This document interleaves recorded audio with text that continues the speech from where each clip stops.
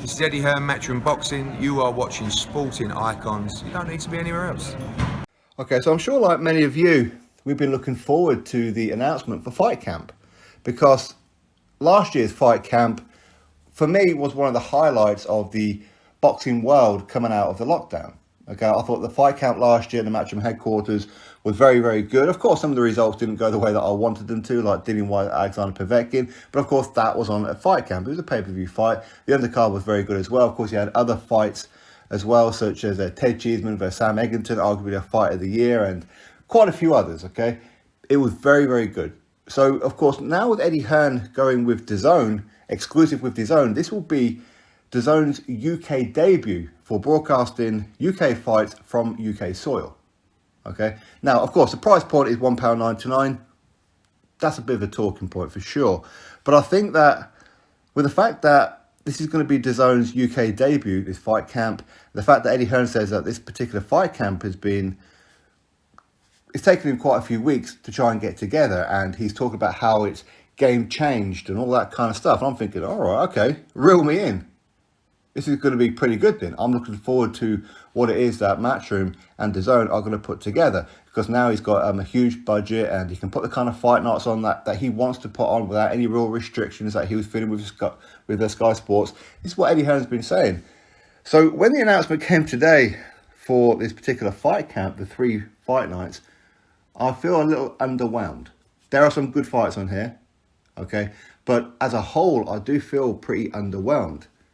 For me, this is no better than what Matchroom used to do on Sky Sports with the Next Gen kind of shows. This is not too much better. Now, we'll go through all the cards, and we'll start off with week 1 on July the 31st. Now, Conor Benn versus Adrian Granados. Now, Eddie Hearn says that Adrian Granados, he's a bit of a step up, and he's a guy who comes forward and he does like to fight. And it's true, he does like to fight. But it's not a step up to Samuel Vargas, in my opinion. Adrian Granados has got, I don't know, was it 8, 9, maybe even 10 losses on his resume? I don't know. But they have always been against the top contenders for sure. In fact, one of those losses to Adrian Broner, I felt that he beat Adrian Broner on that particular night. But it was given to Adrian Broner as a split decision. But of course, he does have losses to, say, Sean Porter and Danny Garcia and quite a few other ones. So yes, he's a guy who has been there and been in the ring with some of the best around. But he's a journeyman, is what he is. So why has he put Conor Benn in with Adrian Granados? It's to do with the whole Mexican thing, isn't it? In my opinion, that's exactly what it is. If you look past just them two having a fight, it's because Eddie Hearn, Canelo, they're going to be making big moves into the Mexican market. This is a way to get the Mexican eyes and ears onto these kind of shows. Put a Mexican on here, Adrian Granados. Can he beat the prospect in some ways in Conor Benn? For me, I'm not keen on this fight at all. I think that there are plenty of other fighters out there that I would like to have seen Conor Benn in there with that are better than Adrian Granados and probably wouldn't have cost as much, to be honest with you.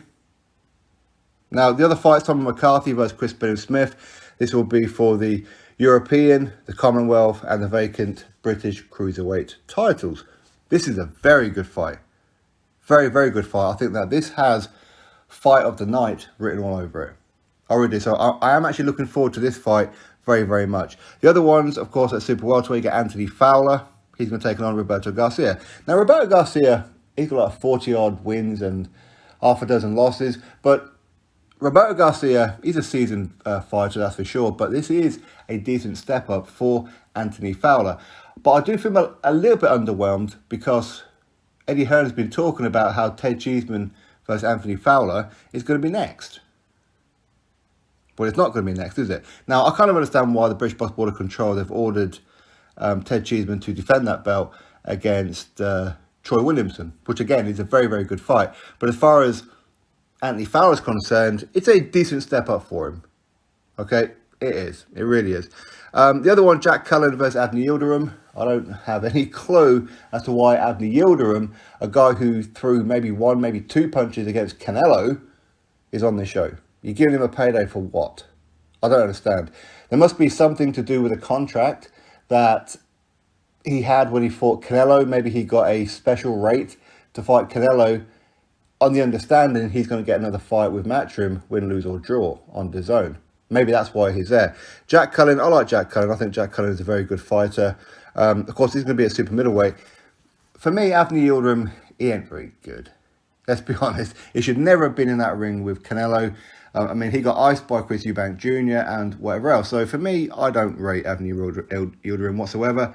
Not bothered about that fight. But I like Jack Cullen. So I hope Jack Cullen does an absolute number on him. So the other fighters on this card, Shannon Courtney, defending her WBA world title.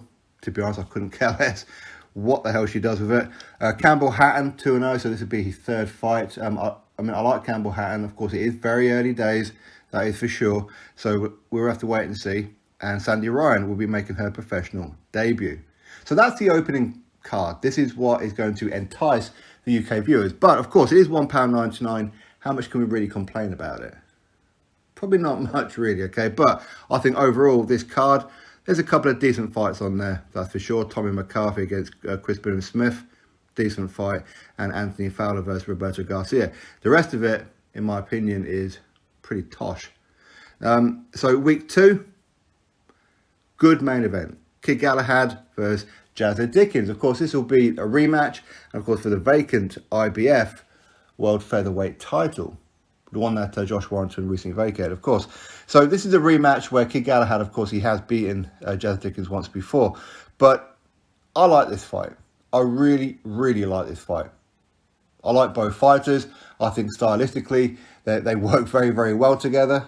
I mean, Jazza Dickens, he's only got like 3 losses on his resume. One to Kid Galahad, the other one was to Thomas Patrick Ward, and the other one was to Rigondeaux, where Rigondeaux broke his jaw, unfortunately. But I like Jazza Dickens. I really do. So this is not a guaranteed Kid Galahad win. I've heard a lot of people saying how Kid Galahad is definitely going to win this one because he won the first one. This is not a shoe-in, for sure. And I'm really looking forward to this fight. The chief support, or at least I'm presuming it's going to be a chief support, will be Maxim Prodan, 19-0, taking on Florian Marku. Of course, Florian Marku, he's got like a bit of a social media following. He's a bit of an arrogant knob, if I'm going to be brutally honest. That's how I kind of like see him. And I think that he needs to take a loss to humble him a little bit.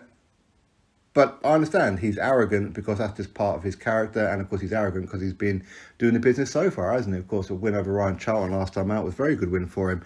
But him taking on Maxim Prodan. Now, Maxim Prodan is actually a very good fighter. He's a Romanian-born Italian fighter. In fact, he's been on the Matchroom shows over there in Italy before. So this will be a real test for Florian Marku. So if he gets past this Maxim Prodan, then I think he's got a little bit more to be arrogant about, because that would actually be a very good win for him. The other one, of course, heavyweight, Alan Babbage, of course, who fought last weekend here in my city of Newcastle, 7-0, taking on Mark Bennett, 7-1. But that one loss came to Nick Webb in the final of the Ultimate Boxer tournament. The only problem I kind of really have with this fight in some ways is the fact that Mark Bennett hasn't fought since he lost to Nick Webb in the Ultimate Boxer final. He's got some good wins in that on his resume. Of course, they all did come at the in the early stages of the Ultimate Boxer tournament. But that fight was between him and Nick Webb, was it like December of 2019? So he's been very, very inactive. So I'm a little disappointed in this fight from that perspective. But if Mark Bennett can get some very good sparring in and get like a lot of rounds on his belt, get fighting fit, he could give Savage some problems, because he is actually a very good fighter. He really is. But of course, Alan Babbage, he'd look in the business at times. I know everybody looks at Alan Babbage and says he's flawed here and he's flawed here and he's flawed here. He's a loss waiting to happen. And maybe he is, or maybe he isn't. Maybe he's this way because of the opponents that he's fighting. So it's going to be interesting. It is going to be interesting. Ebony Bridges versus Beck Connolly. This is Matchroom's way of putting Ebony Bridges back on the show. Listen, I've interviewed Ebony Bridges and that before. I think I was the first or the second person here in the UK to actually do that. She's a lovely girl and everything, as is Beck Connolly. I love Beck Connolly. Spoken to her a few times, usually just like a messaging and everything. Of course, she gave me like a shout out. I like Beck Connolly, but this is designed to give Ebony Bridges a win. That's exactly what it's for. Why? So she can go fight maybe the winner of Shannon Courtney versus Rachel Ball. Of course, Rachel Ball, she's not going to be fighting Shannon Courtney at fight camp because she's injured or something. So that's why this particular fight's on. They are way looking past Bet Connolly. At some point, I think it's going to get right for Bet Connolly. At some point, things are going to click and she's going to get it right. Would it be on fight camp? Possibly. Johnny Fisher, 2-0. Mark Tibbs fighter. Of course, Mark Tibbs, my pal. And he's going to be taking on Josh Sandland. Josh Sandland, 5 wins, 3 defeats, and a draw. Now, what's worrying about this one? I mean, firstly, Josh, he hasn't had a fight in quite a long time, really. In fact, I think the last time he fought was actually on the Ultimate Boxer tournament as well. But he's been working with Dave Allen, and Dave Allen got him down to a light heavyweight / cruiserweight weight limit.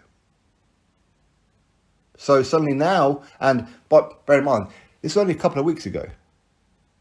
But now he's going to be fighting a heavyweight. That doesn't quite seem right with me. It doesn't seem right with me that Josh Sandland has got right the way down to light heavyweight. He's skin and bones in comparison to what he was normally. But now he's going to be fighting a heavyweight. That doesn't sit right with me. It just doesn't sit right with me whatsoever. Fabio Wardley, 11-0. You all know I love Fabio Wardley, so I'll be very interested to see what kind of opponent he gets. Will it be Nick Webb? I don't know. For the English title? Again, I don't know. We'll have to wait and see. Eddie Scotney. Again, I'm a huge fan of Eddie Scotney. She's 2-0. I think she is an absolute fantastic fighter. And believe me when I say, I believe that she will be a diamond at some point. Honestly, I really do. I really do rate her. And of course, you've got Aqib Fiaz, 6-0, lightweight fighter without an opponent. So that is week 2. So week 3, Joshua Buatsi versus Ricards Bolotniks. This Bolotniks, is he like a Russian or Lithuanian or something? In fact, I vaguely remember, is he the guy who beat Hosea Burton? I'm sure he's the guy who beat Hosea Burton, and was it Stephen Ward or something like that? I've forgotten. But either way, he looked pretty good. If that is him, that I saw take on Hosea Burton and defeated Hosea Burton where he had Hosea Burton out of there. Literally out of there. Quite how Hosea Burton managed to hang on and survive to the end of the fight, I'll never know. But Bolotniks is a serious fighter. Very, very good fighter. Joshua Buatsi, he's going to have to be on his A game to get the win over Bolotniks. Of course, this will be for a WBA international title. I mean, is it the kind of opponent I would have chosen for Buatsi? Probably not. It's not really a crowd pleaser. Because again, I don't think too many people know who Bolotniks is. So maybe this whole fight camp is pretty much geared to the British hardcore base. Maybe. Anyway, Savannah Marshall, she'll be defending her WBO world title. Opponent still to be announced. Of course, I'm a huge fan of Savannah. Michael McKinson, 20-0, welterweight, going to be taking on Przemysław Ronowski. Now, I don't know too much about Ronowski, so I really couldn't tell you. Honestly, couldn't tell you about that one. Raymond Ford, how about this one? Raymond Ford, 8-0, going to be taking on Reese Bellotti. That is actually a decent fight. That is a decent fight, so I'm okay with that one. Felix Cash, I love Felix Cash. He's still waiting for an opponent, Natasha Jonas. Pretty much like back-to-back losses now for her, bless her. Again, she's waiting for an opponent. Ukashir Farouk, he's going to be on the card, so Cash Farouk.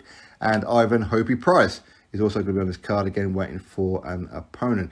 But I think overall, while there are some good fights on there, and of course there is some interest, I think it's not as good as what I thought it was going to be. I think I hyped myself up a little bit too much. The fact that this took a number of weeks to Eddie Hearn to put together, I do have to ask Eddie Hearn, did you forget to bring your matchmaker with you? Because some of these fights, they're not very good at all, to be honest with you. I feel a little underwhelmed. I know it's only £1.99. How much can I really complain about it? But this is not game changed. Sorry, it's not. I like Eddie Hearn. I do like Eddie Hearn. I've met him multiple times. But the truth is, this is not game changed. And it's got nothing to do with the fact that he seems to have some kind of bump with me. But this is not game changed at all. If you want to say game is changing, okay.